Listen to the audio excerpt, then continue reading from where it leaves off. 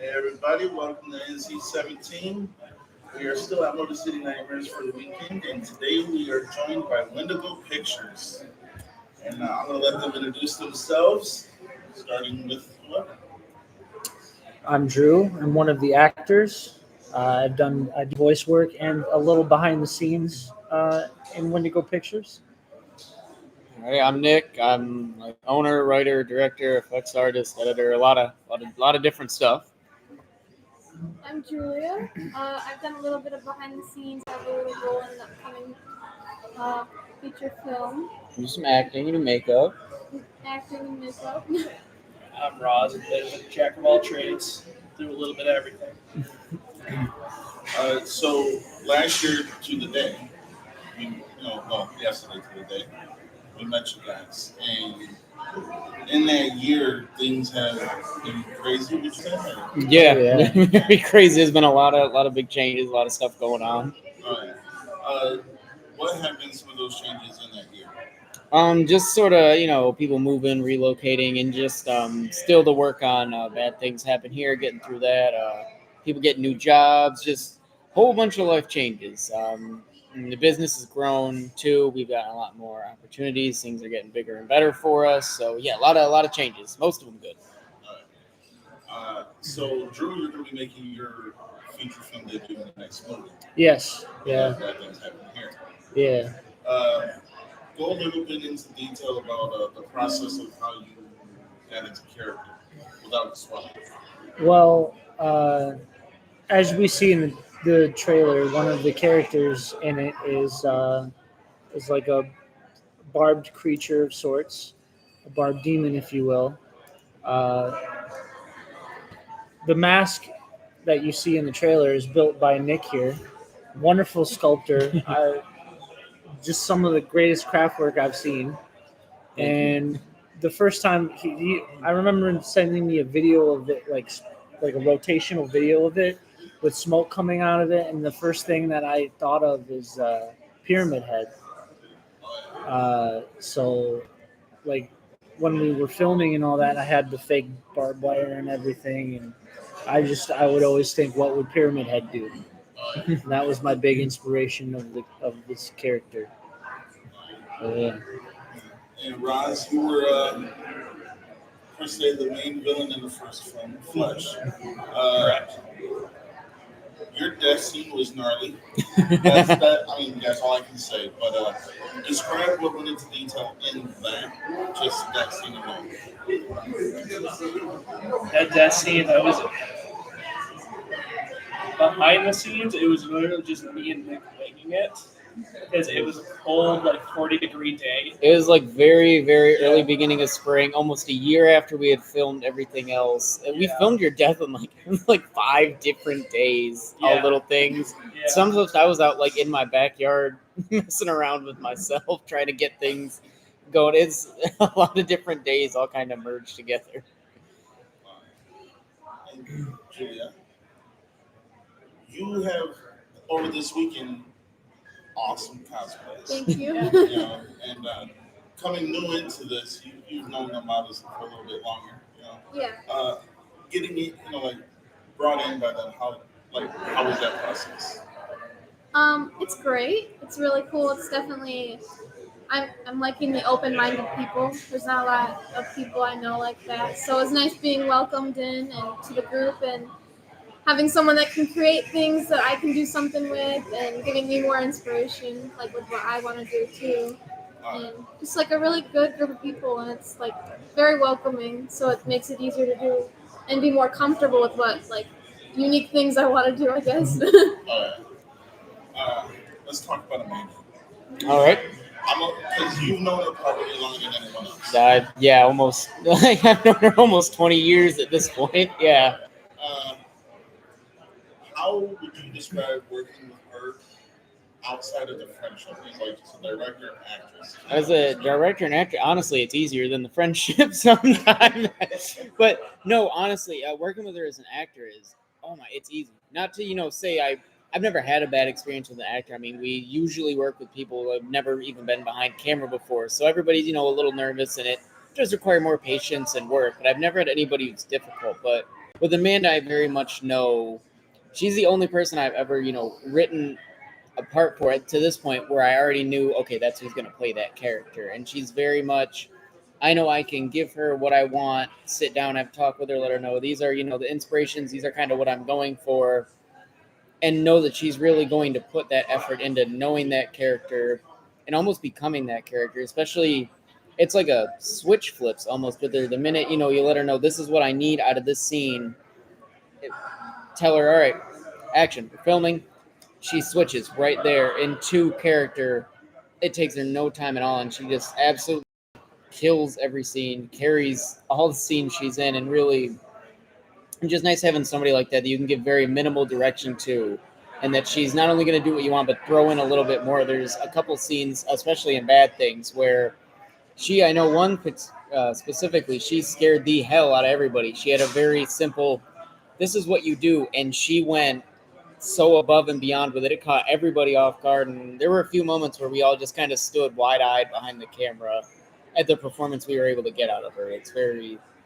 She's super, super easy to work and super fun. Very fun atmosphere, and she's always very helpful and supportive of the other actors around her. If somebody's having issues with lines, she goes through and kind of gives them some tips and helps coaches them through, and is just patient with it. Sometimes when you're working back and forth with somebody, it can be intimidating, especially if somebody, they're nailing all their lines, they're getting everything right the first time, and you're struggling a little bit. It can be, intimidating or overwhelming, and you're going to get frustrated with yourself. But she's very patient and encouraging with that, and gives no, trust me, I've messed this stuff up too. I had issues with this, and gives them ways to work through it. So it's not just working with her is nice, but she helps the people around her too, other actors, be more comfortable and get even better performances out of them too. You working with her, what would be your experiences with her? Honestly, she's just easy to work with. Like Nick says, she's very professional in what she does. As far as acting is concerned, she has a lot of experience with it, with her experiences like dance and theater, everything growing up. So very professional just from the get-go. Like, we really don't have to really tell her to do much. She just gets straight to the point, plays her heart out, and that's what you see right on screen. Let's talk about Bad Things Happen Here. All right. Without spoiling too much, go ahead into detail of what you can and explain how that movie is going to play out. Yeah, so it is essentially it's just a very grief and trauma driven horror movie. It follows Amanda's character, a young woman named Mercy, who after tragic accident happens, she's forced to move back into her childhood home. And doing that, I'm sure as a lot of people have not so fond memories of their childhood home sometimes, it brings back a lot of past traumas and grief and other just bad memories and experiences that she's trying to cope with, as well as dealing with other issues in her life that she's going through. Life has not been too kind to her. She's in a bad spot, and things just kind of get worse and spiral as the movie goes on. And we kind of, as the movie goes on and her mental state starts to, shatter and spiral down, the movie goes as with her. It starts here, and as she goes down, the movie goes down with her, and you feel what that character is feeling. You see what she's seeing. We just kind of go with her on her journey of dealing with her grief and the different, trying to work through childhood traumas, and sometimes not only the most positive ways, and dealing with the people around her in her life who are trying to help her, who are hurting her in her life. And it just sort of goes through some of the traumas I think a lot of people have. I wrote it at a very rough part of my life where kind of everything had went to shit, so to say, and I just kind of the only outlet I had to keep me, above water was writing, and I really just put everything I could into this, from a lot of my own experiences through life and things I had, known from people around me have gone through, and just sort of poured my heart out into this to make a very, it's a very heavy movie, and it's one that I think is going to sit with people for a while after they watch it, maybe open their eyes to some things. And very much anytime you deal with something with mental health, it can sometimes, hit real personal to people, because I know it's something that a lot of us do struggle with, and it's very much sort of the message, if you want to call it, behind the film. It's just mental health and taking care of yourself mentally first and foremost, and just being there for people and stuff like that. But that's about all I can say without really spoiling any of the real cool stuff about it. So each individually What would be your best thing about making this movie? Starting with you. Making this movie, uh, well, first of all, it would be my first film under my belt. Yeah. I've done things here and there, but it would be really cool to have a film under my belt. Uh, I joined this crew at the beginning of the filming, and I got to audition, uh, which was an amazing experience. And honestly, I would just wanted this film to succeed and us to be able to make more cool things and do things as a group. By the way, I always wore the same shirt. Yeah. I saw another guy wearing the same shirt. I'm like, wow, I thought I was going to be cool. And I would say one of my favorite parts of this is really just God, it's so hard because we really did things so much differently and bigger this time with just our organization. I mean, like Drew was saying, the auditions were it was really fun getting to. It was the first time we could really start seeing it come together because outside of Amanda, we didn't have any real ideas for anybody as a part. So it was really nice getting to see, okay, this person fits for that. But then, pre-production for the movie, doing all the props and stuff and working on all that with Roz and doing all our, shopping trips to get everything was really fun. But honestly, I think nothing's going to beat the filming that, especially the primary like 2.5 weeks we spent of nonstop every day, sunrise to sunset filming was nothing beats that. I mean, I got to do my favorite thing in the world with my favorite people in the world and have everybody all working together really well for the same, goal. Everybody was super passionate. No matter how small of a role they had, everybody was so passionate and excited about what we were doing, and we could just kind of go, go, go. We had so many people helping, especially compared to how, bare bones our crew was on Flesh, and just how we could film a couple of things here and then a week later film a couple of things here. It was really different with this one to have like 2.5 weeks straight where every day we can film every day, keeping that, mindset of it. And really nothing I don't think is ever going to beat the experience of being on set and filming and getting to watch everything come together, good and bad. Even when things don't work, it's still awesome getting to be a part of that and see that. So obviously I came in more towards the end, but I got to see a lot of like what you don't see, obviously. So it's like when you're watching a movie, you're like, how did they do that? Like I got to see more of like how he does things, and I'm like, it definitely like educated me on it, and I got to be a part of it, and it was really fun. So I think that's my favorite part. Is just like learning more behind the scenes and having a better understanding, and like it's like wow, a lot more goes into that than what you think. And it, honestly, this man too, and I don't mean to like blow smoke, but you have such a keen eye, and such a brilliance for things. It's very impressive. Thanks, dude. Yeah. Awesome. All right. So, one thing that I think is very important to start off is when pre-production started for this movie, before we had auditions or anything, it was me, Nick, and Amanda. Yeah. Like that was it. That's all we knew was going to be there, aside from us three, her mom. That was it. And then once we had auditions, we started getting to know people. Of course, you have to work with these people pretty much every day throughout the course of making a movie. So when you get to know people every day, you end up developing friendships, because I wouldn't be friends with you if you didn't join on later. I wouldn't be friends with you if you didn't join on.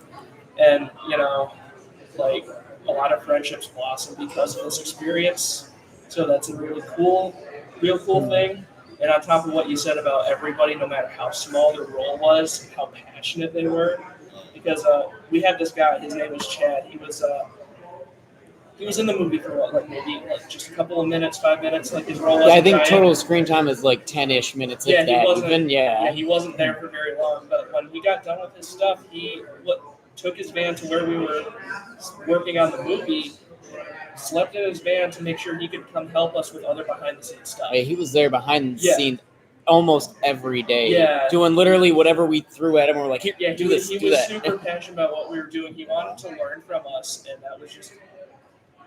I couldn't believe that was happening. I would not expect anyone that we just hired to do that role to just kind of have that dedication. have that kind of dedication Yeah. because he took a lot of weight off my shoulders doing like audio and lights and all that, so I could be more of a producer and assistant for Nick throughout the process. So I was able to do my other duties without having to be overwhelmed with other things. So it was really cool to have that. Very charismatic dude. Very charismatic Yeah. dude. Yeah. Yeah. Just wait until you see him in the movie. Yeah. Yeah. Yeah. I actually had a fan email me a question. Oh, all right. Actually, there's two questions. One, they wanted to know what your favorite tattoo is that you have. But we'll go with a lesser, harder question. All right, yeah, I gotta They have wanted time to know think.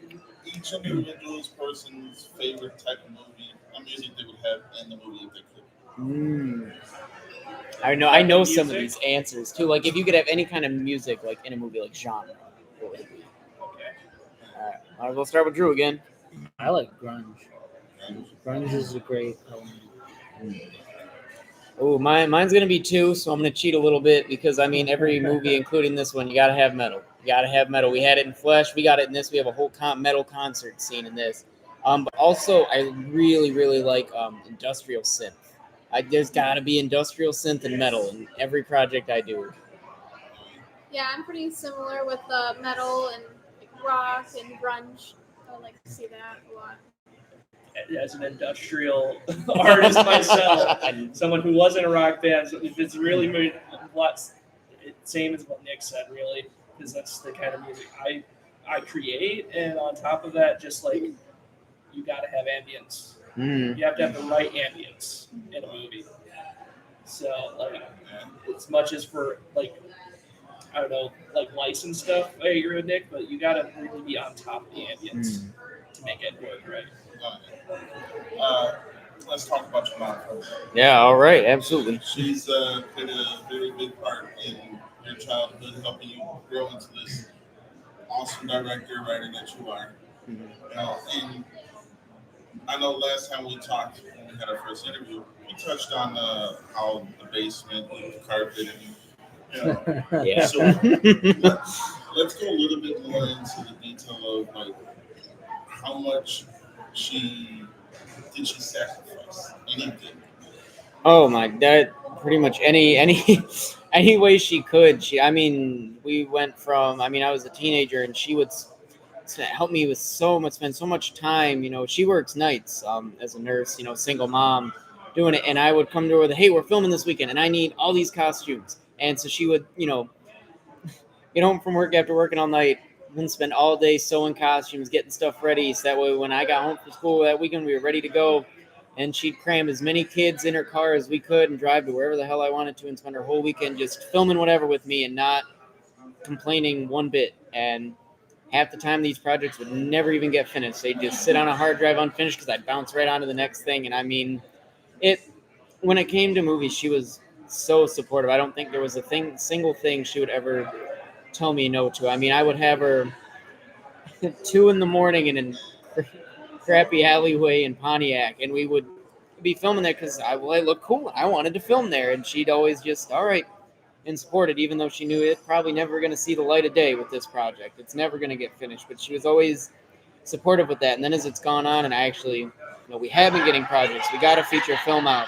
She's still continuing to support us, both, just being there in body to support and, I mean, financially, if we're ever short on something, we ever need something, she finds some way to pull it out of her ass and make it happen.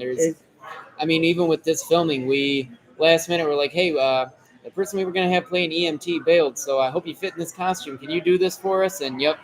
Yeah, I mean, she took time off work to be there every day we filmed to do whatever we needed for her. She was just supposed to be on-set photographer, and she never got to just do that. She was always doing something else, and she's always there. Not just me, but the whole team really support everybody. She's one of those people who kind of mothers everybody, and it doesn't matter if it's a brand new actor we've never met before. She's right there to support them and make sure everything goes as good as it can. I think it's fair to say that she's like the foundation. Oh, we would not, none of us would be sitting here if it wasn't for her support. I mean, yeah, she bought me my first camera, but she has consistently been there supporting. And there was a time on Flesh where I really just said, to put it bluntly, fuck this movie, I'm done. I'm not making another movie. I can't. I got stuck, and she made sure that no, that didn't happen. She sat me right down and told me, "Yeah, no, you're not. You're finishing this. We're gonna make it work," and we did. And she's always there for when I get discouraged with things or ever need help with anything. Have even stuff setting up for this convention. She is, "What can I do? How can I help?" She drove all the way down here today just to be here for a few hours with us, and then drive all the way right back home. She very much is, like Drew said, the foundation that we're all kind of built on. She makes sure everybody can do this. So definitely, we owe a lot to her. That's for sure. So you've all met my wife, Laura. Yes. You know, she wanted me to convey that she don't look at you guys as like a group of friends. Same way as I do, you guys are a family. Yeah. And me and her, we have almost weekly conversations about flashing one of the pictures, and that's not me exaggerating. You can go ask her. It's here. But she said that there's certain aspects that she sees in you guys from the way you act, you help, you hold yourselves, and you're just there for each other. That you give a sense of community to a community that people don't. I just wanted to say thank you to each and every one of you. Well, yeah, we very much appreciate that, and I mean, she's not wrong. We're in a very small tourist town like northern Michigan. There isn't a lot up there. I mean, thankfully we have a theater program, especially the theater program for kids up there. It's how I got started in this, but there isn't a whole lot of creative outlet up there. It's like sports and hunting and all that, which is nothing wrong with that, but there's not any. We don't really have anything creative. I mean, our school finally has like a theater program, which is nice, but there's not. So it is really when we, announce we're starting a movie, we have a lot of people in the community that come together and help because they want to do something like that. That people are really excited about the opportunity to be in a movie because it's not, we're not in LA or something. We're in the middle of nowhere, northern Michigan. There's not a lot of opportunity to be in a movie. So it really, yeah, I guess it does kind of bring a lot of people in the community together to do that because we had a ton of help from the community with this. I mean, just extras we had on set or people who donated cars to crash and smash up into anything. I mean, we really. It was really Yeah. inspiring, actually, to see how many people participated in the extra Yeah. scenes. Oh yeah. I mean, we had places that let us, film in their business for free. A couple places like that. I mean, and like short notice on a lot of these too. Of like, hey, we need this week. Can we do that? Or hey, we need you to do this week. It really seeing people all like come together to build something that's not. It's not just us. It's a lot bigger than that. We had someone take us out, me and Nick, out to dinner or like lunch a couple months ago, and just wanted to talk about the business. They were just like they just wanted to know, and they're like, "Can we take you to lunch?" And like then they donated a little bit, not a little bit, a lot. But it is nice having something like that, I think, in the area. And I think it's something that a lot of people, it does give them an outlet. So I'm grateful that we're in a spot where we can do that and we can give, to people who might be, I know a lot of times you think you got to be in LA or somewhere to do it, but you don't. You can be anywhere. I mean, if that's one thing we've shown, you can be in the complete middle of nowhere. We're an hour away from the closest freeway. You're in the middle of nowhere, and you can make movies if you want. You can be in movies if you want. Don't let anything like that stop you. It doesn't matter where you're at. There's always an excuse of, I'd be famous if I was just in LA. You can be famous wherever you're at. You got to work hard and don't give up when it gets frustrating. You don't have to be in a city. Exactly. You can do it wherever you want. Does it make it easier? Well, hell yeah. But you know what? In a small town, you can come together too. And we had to add roles to our script and extra parts because we had so many people who wanted to help. You can do it wherever you're at, really. We had another fan question. All right. This one was for Drew because Ooh. who saw the interview that we did. Yeah. They wanted to know, like, because you named a lot of the movies that inspired you, that you turned to. Yes. Someone said, "What is the one worst movie you will never ever turn to to get as a guilty pleasure?" Well, last night. I knew it. I knew it was coming. I knew it knew too. it. This man made me watch Velocipaster. I've seen that. I told you it was fun. I It's was so waiting great that for you it. asked me that question. I went last night because you told me about it and I watched the trailer for it. I'm like, I saw it was on YouTube, the full movie. I'm like, well, now I have to watch it. And I watched the whole thing. And it's a bad movie, but I couldn't stop watching it. I watched the whole thing, It Velocipaster. was so funny. I'm so glad I'm not the only one who feels that way about that. Go along the line of however you guys want to go. What would be advice you'd give somebody who's an aspiring director, writer, actor, actress, cosplayer? Because I'm telling you right now, you're killing it here. For real. Yeah, Thank you you. really I are. keep seeing you walk around the hall. I'm just like, that is goals. I try to wave to you every time I pass by. Yep, Yeah. I know. I mean, for me, I just kind of started, like, it was like my junior year of high school, and my friend, like, had a couple wigs, and she's like, you want to do makeup and put on some wigs? And I was like, sure. And we did that, and that's kind of how it started for me. I just kind of was like, I was never into makeup. I absolutely hated it. I didn't want anything to do with it. And then that day just kind of changed things, and I got more interested in doing that. And then I met Nick, and I've always loved horror stuff. I grew up watching the scary movies and everything, and he definitely got me more into my element of doing creepier things like Saw stuff and like clowns, and yeah, I just jumped into it. Like, I mean, it took somebody else to show me that was something I'd be interested in, but you know, you can do it. Whoever wants to go next. True. On you go. Well, you know, as I mentioned in the interview we did, you know, one of the things is to have a passion for it, to be able to breathe life into a character. Funnily enough, I just had a conversation with the voice actress of Claire Redfield, Stephanie, because I've been wanting to get more into voice acting and such, not just acting. But she gave me book recommendations for it and stuff. But the big thing that she told me, and I agree with this 100%, is to portray a character, you gotta have to be able to, like, well, who is this person? You know, what is this person's motives? You got to breathe life into the character. You got to draw inspiration from somewhere. And she said quality of life, to be able to live and take experience from just doing mundane things and applying it to different situations, to be able to find a personality for any character you may play, and it usually just works out to be able to understand what kind of character you're playing on an emotional level. Yeah. Roz, why don't you go? Honestly, it's gotta be short and sweet. Don't try anything, just do it. Don't That's think, solid, just do. bro. I stole that from Thunderkiss 65. But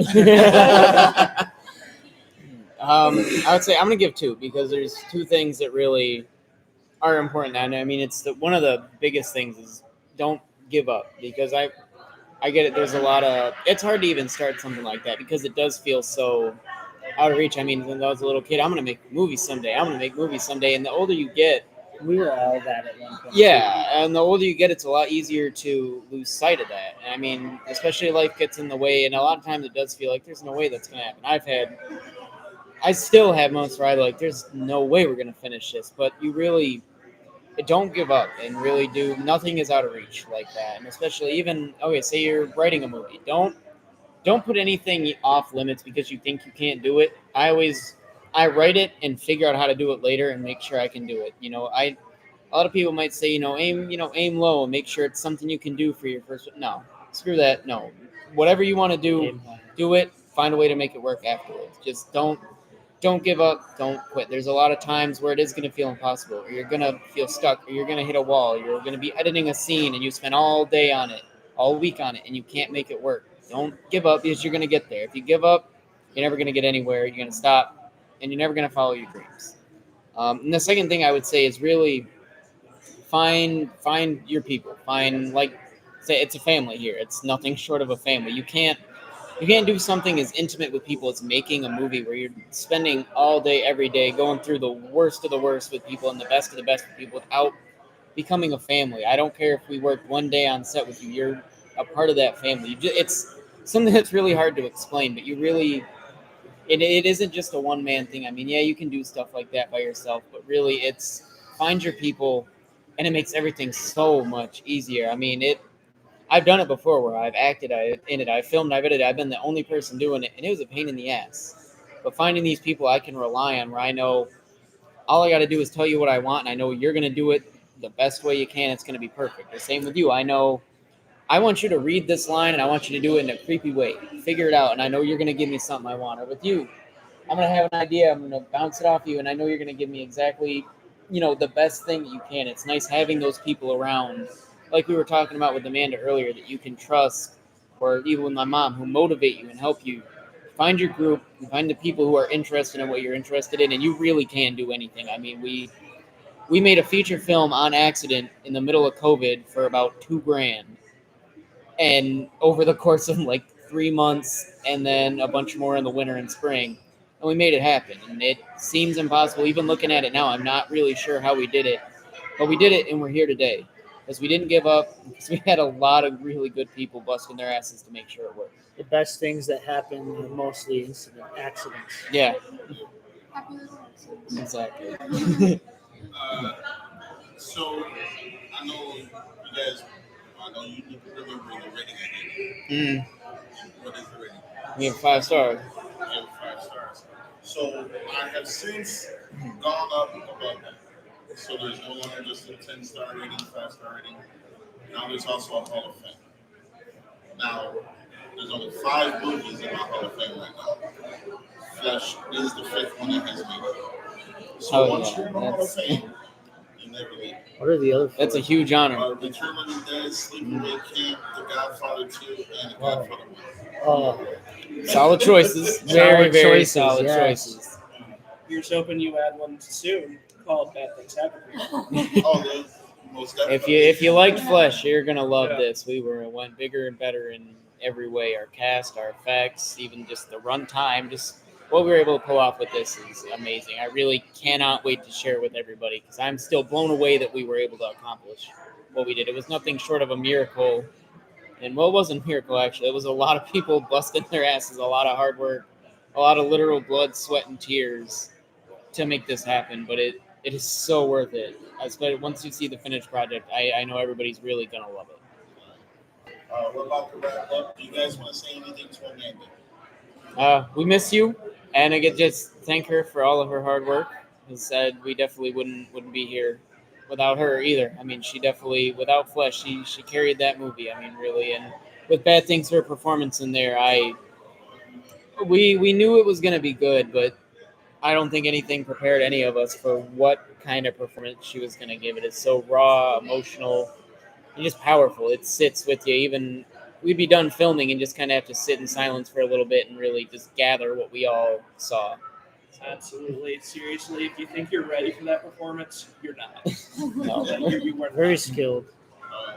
Oh, we got to answer the fan question. Your My favorite, tattoo. it's either my Exorcist one. I don't know how well you can see that, but I don't know. It's there. And then I have my Creature from the Black Lagoon, and those are probably my 2 favorites. I don't know. I bounce between it, and it changes every day because I got a lot of them. But those 2 are probably my favorites. So with closing, again, I'm going to do something I normally don't do. Nick, you can close the show today. All right. Well, thank you, everybody, for watching, dealing with us again, listening to us talk again. And I'm sure we will see you next time. So, from Motor City Nightmares and Wendigoh Pictures, later.